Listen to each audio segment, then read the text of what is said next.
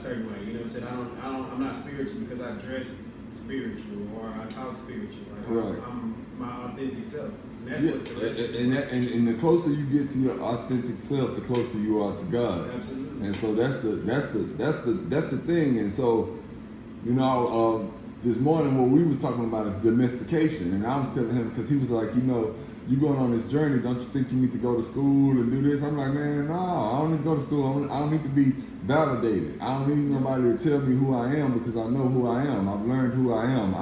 I've learned that through experience and through living, you know, that experience, and through sharing that experience has gotten me closer to who I am and help other people get closer to who they are by providing a space where you're not being judged, loving you in this space. Yeah, I'm doing your hair, but the real deal is that this talk, we gonna talk about something, and you know, it really ain't going nowhere. You know, I don't have no judgments or nothing like that to share, but the experience. So just from my point of view.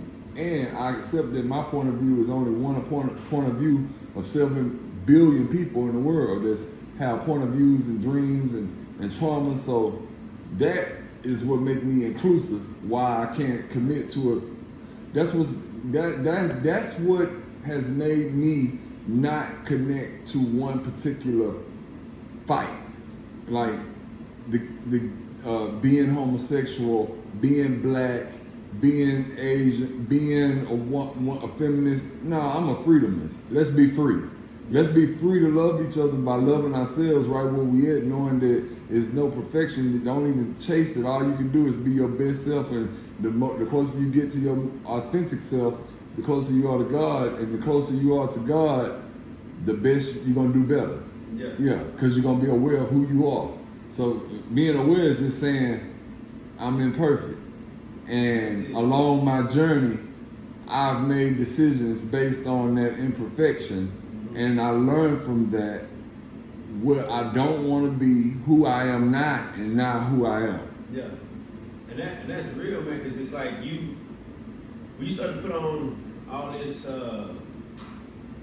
like facades and whatnot, it's like you become a prisoner to your expectations and other people's expectations. Like I'm living this not because this is who I want, this is not my purpose, but this is because I'm doing this because so people can look at me and think I'm successful, or think I'm something that I may or may not be. Right. And you know, I've been there, man, like worried about what other people think about me and how they go view me and so on and so forth. And it's like I had to let that go because I was stressing myself out, man. Like shit, you and me both. I went crazy, had a whole nervous breakdown from just trying to keep up with all the different facades. You know what I'm saying? And you know, the funny thing is that some people could create the facades and know that it's a facade, right? And then you have people that unknowingly get swept away in the facade.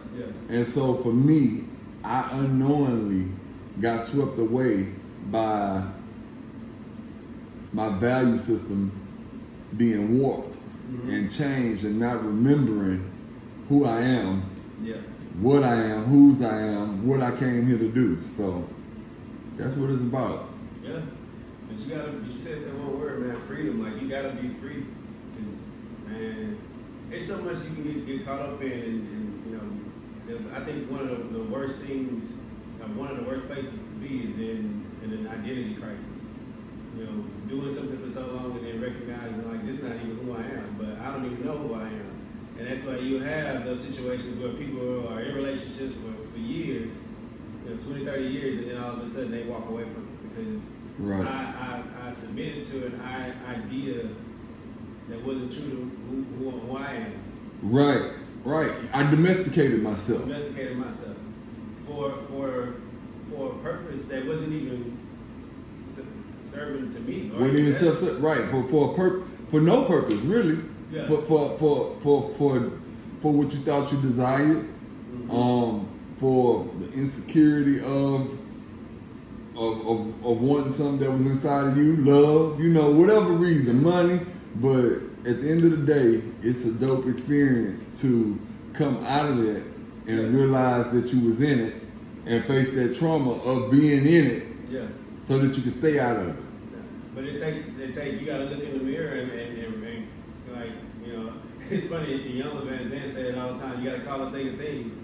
Like you have to call it what it is. Like I'm strong in this area, but I'm weak in this area. Oh yeah, and that man, look, Ayala Van Zandt, you know, through watching, if you have the gift of philosophy and understanding philosophy, you know, such great teachers like Ayala, you could watch and pretty much pick it up. And what she did for me is she encouraged me to read and look further and look into myself. And it was free therapy. You paying for cable, but right. It was free therapy because we are more alike than what we realize. Right. The situation may change, but the principalities remain the same. So, right. like I said, for me, I'm excited about the future, and that's what. And I'm excited about right now, actually, just being in the now, and yeah, so. Yeah, but that's been, I think, content, but in a good way. You know what I'm saying? Because I think with contentment, you can sell yourself short when it's for the wrong thing, but when you being content in, like, again, who you are and what truly matters most, I think that's when you see growth and you start to vibrate in a different way. But man, you're not concerned with, like you say, I'm going to the club every weekend popping bottles, not because I like popping bottles, but I like people to think that I got it. Versus, right. Man, I might pop a bottle this weekend. I might post up at the house this weekend. Right. I might not do anything. And I think it's because people confuse contentment with complacency, and so you gotta pay. That's what introspection. That's why you gotta worry about what you're not even worried. Be concerned with introspection, your intrapersonal relationship with yourself. What are you saying was motivating this? What is the sponsoring thought that motivates your life? What sponsors this event? What sponsored this personality? What sponsored this action? And so once you get into that, then you moving. That's funny. You said spot. I think that's a great word. You don't even look at it like that. But then, this stop sponsored by, rejection. Oh yeah. This stop sponsored by, manifestation, or whatever the case may be. Man, that's dope, man. Yeah, I learned that in a book called Conversations with God, Donald Neil Walsh. It's an audio book. I listened to the audio book. Of course, you could buy it in text. But so that's the thing. Our subconscious is our sponsoring thoughts. Yeah. That's what drive us to do is what you're thinking in your subconscious. Right. And so if your subconscious and your conscious mind are not aligned, then you may run into some issues. Now here's the thing. We've developed a tolerance for unhappiness and an acceptance for injustice. Because the sponsoring thought can be selfish and individualistic, even when you're on the fight to do, or the drive to liberate, or whatever it is your plight is. You got to make sure where your sponsoring thought coming from. Right. Make sure your conscious mind and your subconscious mind is aligned. And that'll come, for me, it has come through meditation and through just experience, paying attention, listening to myself, watching myself, being mindful of things, reading, learning from other people that's sharing their stories, making the connections. And yeah, that's that. Yeah. But see, you said one thing about selfish. I think that has become like a dirty word, right? Because I think people have become so ingrained to think of selfishness in a negative light that they almost don't want to take care of self. And I think there's a difference between selfishness and self-care. Right. I think the difference is how you said it, the sponsoring thought. Yeah. So with selfishness, my sponsoring thought is I want to be better than and withhold whatever I have from everybody else. But self-care says I want to be sure that I'm well before I can help everybody else. And there's a difference, you know what I'm saying? So that sponsoring thought is like it matters, you know what I mean? So I think people come to even in that they're not able to be authentic because they say to themselves that I shouldn't do this because it appears to be selfish. When in actuality it is, I'm just taking care of myself so that I can be the best version of myself. So that looks like meditation. That looks like saying no sometimes. That looks like, you know, being alone. Being alone. Yeah. Boundaries. It looked like boundaries. Healthy boundaries. And so, you know, when you have those boundaries, see, the boundaries, you can invite people to cross your, you know, into your space. Mm-hmm. Borders, the borders, you boarding it up, you know, you saying no. Yeah. I can't come in. So you know, sometimes you have to set boundaries, and sometimes you have to build a border, mm-hmm. and it's a difference. And so, what I've done now with myself is I set boundaries, and if you violate my boundaries, then I build a border. Yeah. And you know, now you need a passport. You Right. see what I'm saying? You need. It's got to be some reason. I need to know. I need your COVID test. I need your taxes. I'm domesticating you because you're domesticated. So now I'm gonna go ahead and I'm gonna give you the type of reciprocation to protect myself and to protect you from me. Right. So that you don't trigger, or I don't allow you to trigger, because I know what my triggers are. That's it. I don't allow you in that space. I've cut that space doesn't even exist anymore. It's gone. That's yeah. You say you need a passport. Yeah, you got to get. But that's real though, because without the border, it's like I can't even say you violated my boundary. It's like I allowed you to do this. Yeah. I allowed you to come in here without validation. Right. You are at this point an illegal alien in my space, right? Space, and it's my job to get you out of here. Yeah. Or allow you to stay. And if I allow you to stay, I have to be accountable to like you got to figure out how you're gonna govern it. Yeah, they're not doing this. I'm allowing them to do this. And when I'm ready to, deport them from this space, right? Then I'll start to see a positive change. But it comes with understanding perspective and how people and what people should be in their lives. And I don't know if you ever heard of Dr. Darius Daniels. He's a pastor, but he has a book. It's called Relational Intelligence. Okay. And from his perspective, it's like he says, putting people in their place, or put them in the right places, right? And he talks about the perspective of Jesus walking with the disciples. He had 12 that were part of his circle, but he had only 3 that were his inner circle.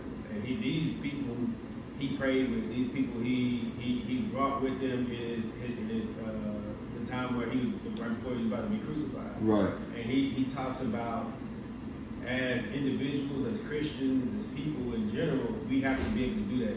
We have to be able to take an assessment and discern the heart of people. I bought you some today. You did? Come on, what you bought me? A mask that look like you. Oh, okay, yeah, I like. Oh, yeah, it's most definitely me. I say, oh, that look like audio. Yes, thank you very much. I'm gonna keep up with this. This gonna be my airport mask. Okay, yeah, it's like, Yeah, this. Look, it matches what I got on today. I know. Yeah, you think you know? You think you know me? Almost. But he talked about like you have to discern what these people are coming into your lives for. Is this an associate? Is this a friend? Is this somebody that I mentor? Is this somebody I'm like, okay, what's up? And keep it pushing. Because if you're not careful, you'll put people, you'll mislabel them. That's what he said. Like, and you'll put them in a position that they were never meant to be in, and it'll cause disruption in everything that you're trying to get going. Right. but again, it goes back to I have to set these boundaries. Yeah, where it started that alignment, you know, that's why the podcast, we gain growth, alignment, manifested evolution. So here's the thing.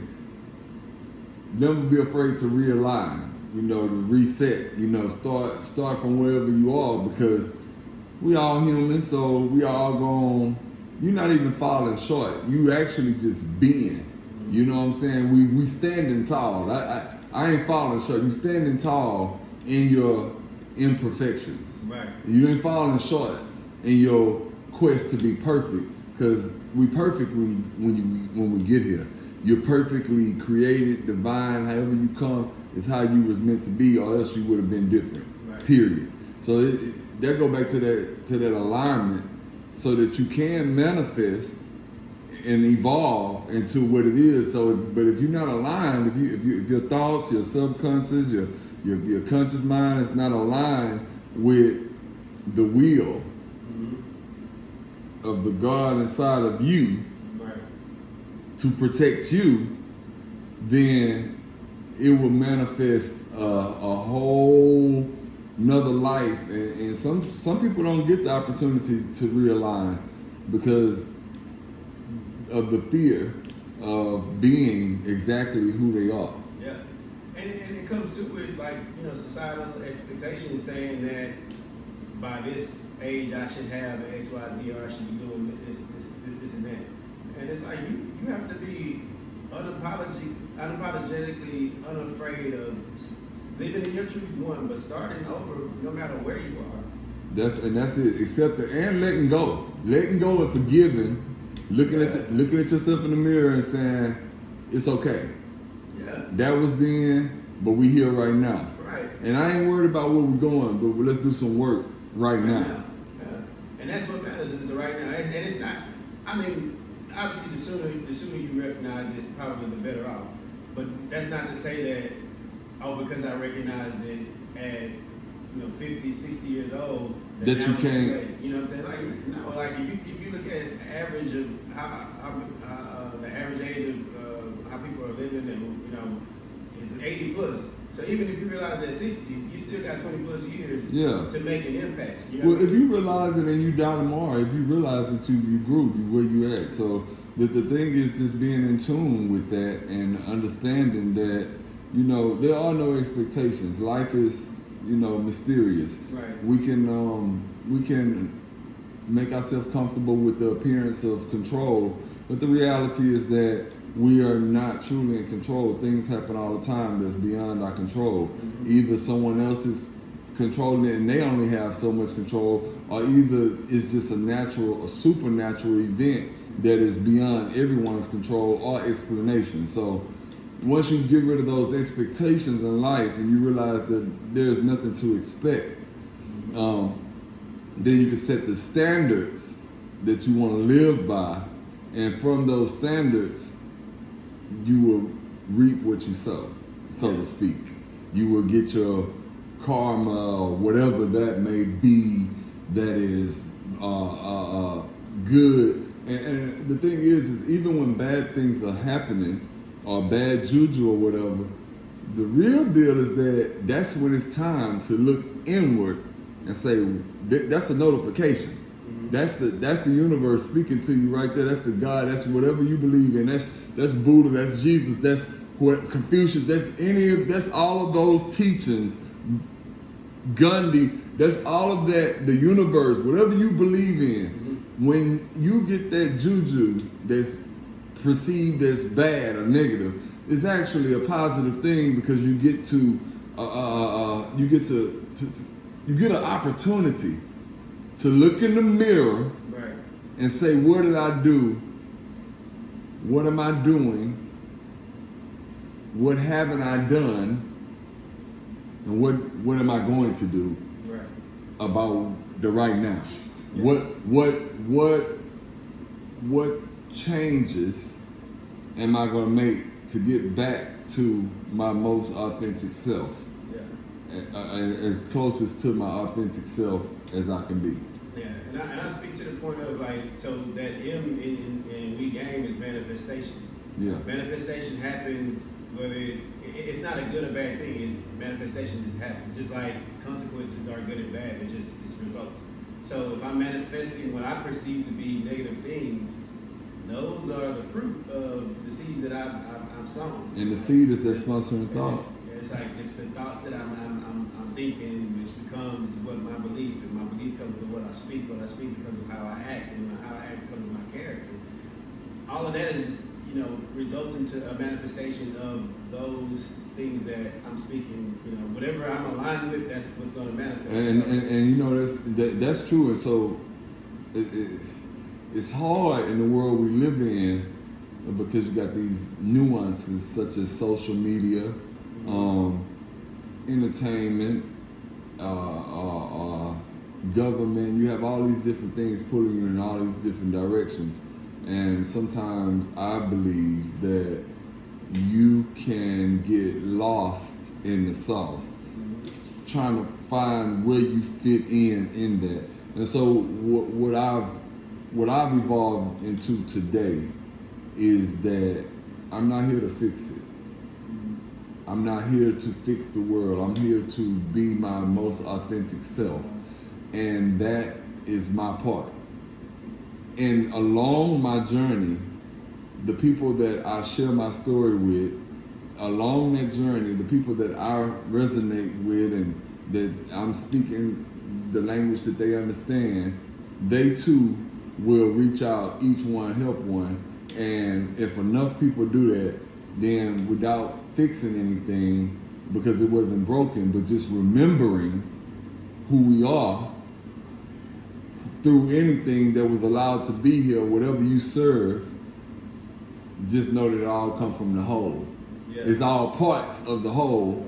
And as soon as we remember that, then everything else is cool, and it's okay to be vulnerable. And I think what's so dope about this conversation for me right now is that impromptu, not planned, but vulnerability is a superpower.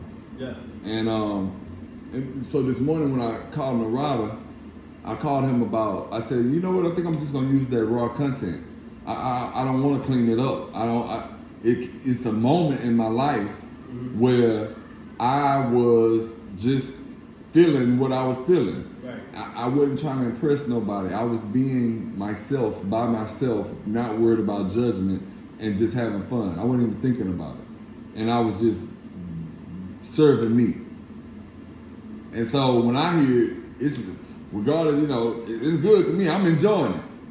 But if I care about what somebody think about it, even though it served me, if I talk myself out of it, drop it just because somebody says something bad or they don't accept it or they don't believe, they don't feel the same way, that's the imposter syndrome sinking in right there, because I already had the authentic feeling,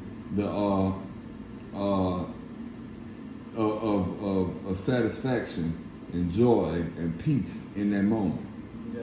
So, yeah, well, welcome, man. I'm gonna put this going up right here. This is real good. Well, go ahead and introduce yourself. They'll catch it. They're gonna watch the conversation so good. I think they'll check it in. People from Jones, they'll see, Jones at South Park. This how we think we come. We evolved, but we really was cultivated though. Absolutely. And protected. Yeah.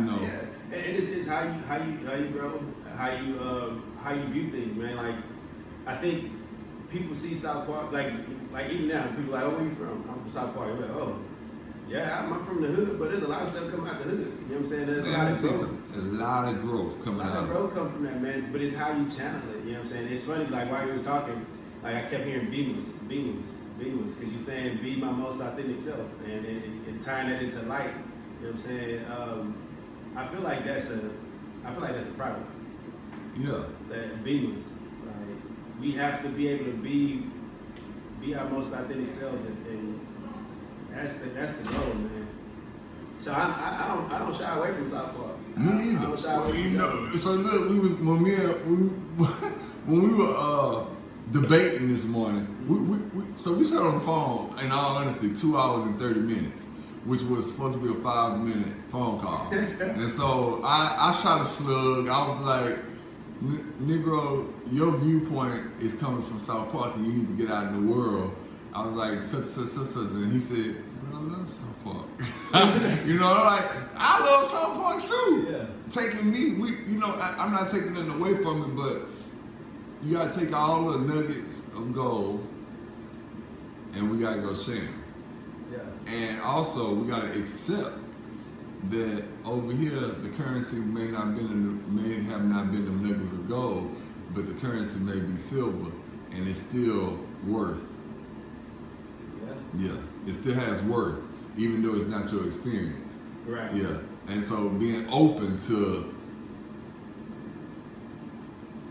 currency, being current, being open to currency, being open to the invaluable spirit and soul that's inside of you, the priceless, being connected to that is where superpowers lie. Yeah. Yeah. Super strength to overcome, to go and do what you do. And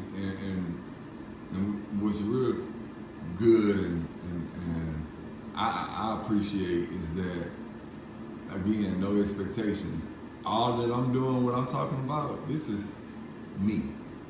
This is who I am. I'm not pretending to be nothing like shit. Like, if you know me, you know me. Right. That's what I say. Everybody who know me know me. Everybody who know me glow me.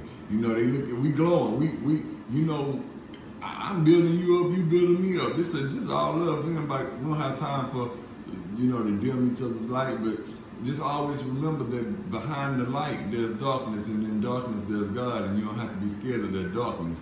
Just be aware that it's there. Behind the silence there's stillness, there's peace. So when you meditate, remember that. Remember behind that is something deeper. Behind all of that, there's a place of serenity and peace that you have to acknowledge that is the unknown. The other side, the other realm, and that's where I'm at right now. I'm in a whole nother realm while I'm walking on this physical plane, and so I'm beaming, and I'm beaming and beaming all the time. Hey, we trademarking that right now. Beaming, don't try to go steal it. We going to court, you know what I'm saying? But no, that's real. That's good. That's real good. That's good juice right there. That's good. For sure. That's real good.